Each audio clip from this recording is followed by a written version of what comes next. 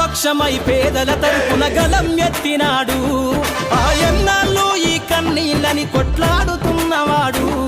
ఆ నిప్పు కనికల్లె నిజాన్ని జాటే నిక్కు తెచ్చటోడు.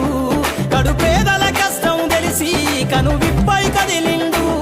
ప్రశ్నించ గొంతుకై ప్రజలను ఇక మేలు గొలుపుతుండు. వేలాది గొంతుకుల స్వరమై సమస్య తెలుపుతున్నవాడు. ఆ ముందు తరాల ఉద్యమాలకు పునాదిగా ఇతడు. మహనీయుల బాటల నడుస్తూ చీకటి తీల్చివేయాలని, మహనీయుల బాటల నడుస్తూ చీకటి తీల్చివేయాలని, రాజ్యాధికారం అనే తొలిపొద్దు కళ్ళార చూడాలని.